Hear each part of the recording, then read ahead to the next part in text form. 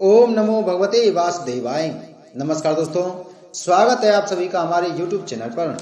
दोस्तों आइए सुनते ही श्रीमद् भागवत महापुराण की कथा।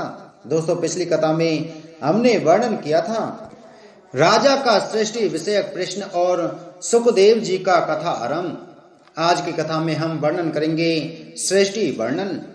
नारद जी ने पूछा, पिताजी आप केवल मेरे ही नहीं सबके पिता समस्त देवताओं से श्रेष्ठ एवं सृष्टि करता हैं। आपको मेरा प्रणाम है। आप मुझे वह ज्ञान दीजिए जिससे आत्म तत्व का साक्षात्कार हो जाता है। पिताजी इस संसार का क्या लक्षण है, इसका आधार क्या है, इसका निर्माण किसने किया है, इसका प्रलय किसमें होता है, यह किसके अधीन है और वास्तव में यह है क्या वस्तु। आप इसका तत्व बतलाइए। आप तो यह सब कुछ जानते ही, क्योंकि जो कुछ हुआ है, हो रहा है या होगा, उसके स्वामी आप ही हैं।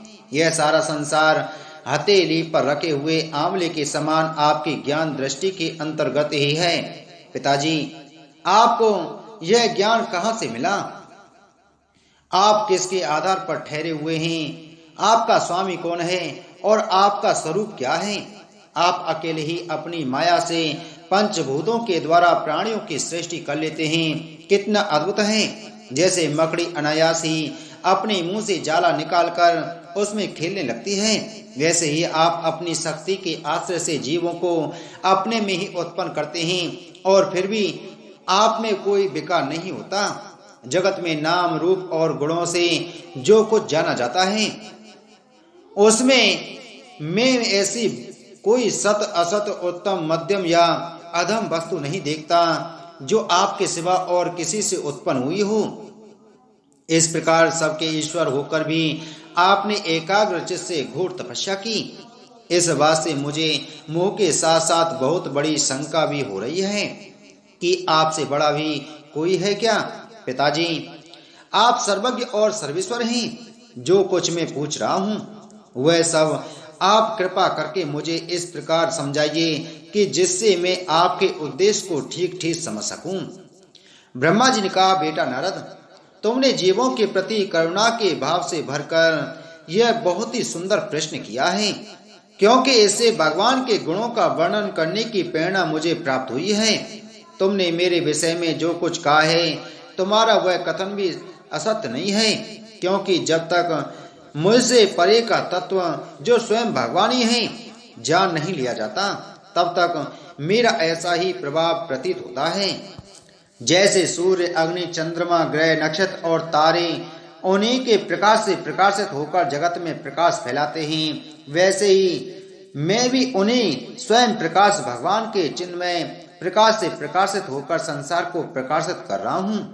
उन भगवान वासुदेव की मैं वंदना करता हूँ और ध्यान भी, जिनकी दुर्जय माया से मोहित होकर लोग मुझे जगत गुरु कहते हैं। यह माया तो उनकी आंखों के सामने ठहरती ही नहीं, झेप कर दूर से ही भाग जाती है, परंतु संसार के अज्ञानी जन उसी से मोहित होकर यह मैं हूँ, यह मेरा है, इस प्रकार भगते रहते हैं। भगवत स्वरूप नारद, द्रव्य कर्म काल स्वभाव और जीव, वास्तव में भगवान से भिन्न दूसरी कोई भी वस्तु नहीं है। वेद नारायण के परायण हैं, देवता भी नारायण के ही अंगों में कल्पित हुए हैं और समस्त यज्ञ भी नारायण की प्रसन्नता के लिए ही हैं, तथा उनसे जिन लोगों की प्राप्ति होती है वे भी नारायण में ही कल्पित हैं। सब प्रकार के योग भी नारायण की प्राप्ति के ही हेतु हैं। सारी तपस्याएं नारायण की ओर ही ले जाने वाली हैं। ज्ञान के द्वारा भी नारायण ही जाने जाते हैं। समस्त साध्य और साधनों का पर्यवसान भगवान नारायण में ही है। वे दृष्टा होने पर भी ईश्वर हैं, स्वामी हैं, निर्विकार होने पर भी सर्वस्वरूप हैं। उन्होंने ही मुझे बनाया है और उनकी दृष्टि से ही प्रेरित होकर मैं उनके इच्छानुसार सृष्टि रचना करता हूँ। भगवान माया के गुणों से रहित एवं अनंत हैं। सृष्टि स्थिति और प्रलय के लिए रजोगुण सत्वगुण और तमोगुण, ये तीन गुण माया के द्वारा उनमें स्वीकार किए जाते हैं। ये ही तीनों गुण द्रव्य ज्ञान और क्रिया का आश्रय लेकर मायातीत नित्य मुक्त पुरुष को ही माया में स्थित होने पर कार्य कारण और कर्तापन के अभिमान से बांध लेते हैं। नारद इंद्रियातीत भगवान गुणों के इन 3 आवरणों से अपने स्वरूप को भली भांति ढक लेते हैं, इसलिए लोग उनको नहीं जान पाते। सारे संसार के और मेरे भी एकमात्र स्वामी वे ही हैं। मायापति भगवान ने एक से बहुत होने की इच्छा होने पर अपनी माया से अपने स्वरूप में स्वयं प्राप्त काल, कर्म और स्वभाव को स्वीकार कर लिया। भगवान की शक्ति से ही काल ने तीनों गुणों में क्षोभ उत्पन्न कर दिया। स्वभाव ने उन्हें रूपांतरित कर दिया और कर्म ने महतत्व को जन्म दिया। रजोगुण और सत्व गुण की वृद्धि होने पर महतत्व का जो विकार हुआ, उससे ज्ञान, क्रिया और द्रव्य रूप तम प्रधान विकार हुआ। वह अहंकार कहलाया और विकार को प्राप्त होकर 3 प्रकार का हो गया। उसके विध हैं वैकारिक, तेजस और तामस। नारद जी, वे क्रमशः ज्ञान शक्ति, क्रिया शक्ति और द्रव्य शक्ति प्रधान हैं। जब 5 महाभूतों के कारण रूप तामस अहंकार में विकार हुआ, तब उससे आकाश की उत्पत्ति हुई। आकाश की तन्मात्रा और गुण शब्द हैं। इस शब्द के द्वारा ही दृष्टा और दृश्य का बोध होता है। जब आकाश में विकार हुआ, तब उससे वायु की उत्पत्ति हुई। उसका गुण स्पर्श है। अपने कारण का गुण आ जाने से यह शब्द वाला भी है। इंद्रियों में स्फूर्ति, शरीर में जीवनी शक्ति, ओज और बल इसी के रूप हैं। काल, कर्म और स्वभाव से वायु में भी विकार हुआ, उससे तेज की उत्पत्ति हुई। इसका प्रधान गुण रूप है। साथ ही इसके कारण आकाश और वायु के गुण, शब्द एवं स्पर्श भी इसमें हैं।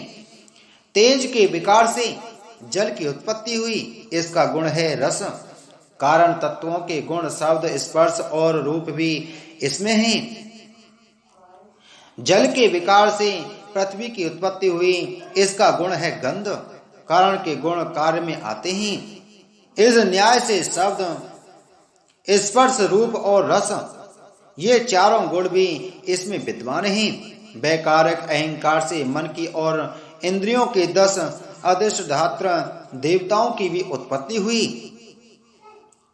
उनके नाम हैं दिशा, वायु, सूर्य, वरुण, अश्विनी कुमार, अग्नि, इंद्र, विष्णु, मित्र और प्रजापति। तेजस अहंकार के विकार से श्रोत्र, त्वचा, नेत्र, जिह्वा और घ्राण, ये 5 ज्ञानेन्द्रियां एवं बाक, हस्त, पाद, गुदा और जननेन्द्रिय, ये 5 कर्मेंद्रियां उत्पन्न हुई। साथ ही ज्ञान शक्ति रूप बुद्धि और क्रिया शक्ति रूप प्राण भी तेजस अहंकार से ही उत्पन्न हुई। श्रेष्ठ ब्रह्मविद, जिस समय ये 5 भूत इंद्रियां, मन और सत्व आदि तीनों गुण परस्पर संगठित नहीं थे, तब अपने रहने के लिए भोगों के साधन रूप शरीर की रचना नहीं कर सके। जब भगवान ने इन्हें अपनी शक्ति से प्रेरित किया, तब ये तत्व परस्पर एक दूसरे के साथ मिल गए और उन्होंने आपस में कार्य कारण भाव स्वीकार करके वृष्टि, समष्टि रूप पिंड और ब्रह्मांड दोनों की रचना की। वह ब्रह्मांड रूप अंडा 1 सहस्त्र वर्ष तक निर्जीव रूप से जल में पड़ा रहा। फिर काल, कर्म और स्वभाव को स्वीकार करने वाले भगवान ने उसे जीवित कर दिया। उस अंडे को फोड़कर उसमें से वही विराट पुरुष निकला, जिसकी जंगा, चरण, भुजाएं, नेत्र, मुख और सिर सहस्त्रों की संख्या में ही। विद्वान पुरुष उपासना के लिए उसी के अंगों में समस्त लोक और उनमें रहने वाली वस्तुओं की कल्पना करते हैं। उसकी कमर से नीचे के अंगों में 7 पाताल की और उसके पेड़ से ऊपर के अंगों में 7 स्वर्ग की कल्पना भी की जाती है। ब्राह्मण इस विराट पुरुष का मुख है। भुजाएं क्षत्रिय हैं। जंगा से वैश्य और पैरों से शूद्र उत्पन्न हुए हैं। पैरों से लेकर कटी पर्यंत 7 पाताल तथा भूलोक की कल्पना की गई है। नाभि में भुवर लोक की, हृदय में स्वर्गलोक की और परमात्मा के वृक्ष स्थल में महल लोक की कल्पना की गई है।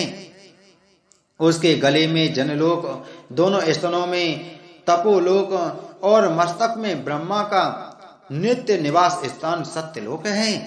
उस विराट पुरुष की कमर में अतल, जांघों में वितल, घुटनों में पवित्र सुतल लोक और जंघाओं में तलातल की कल्पना की गई है।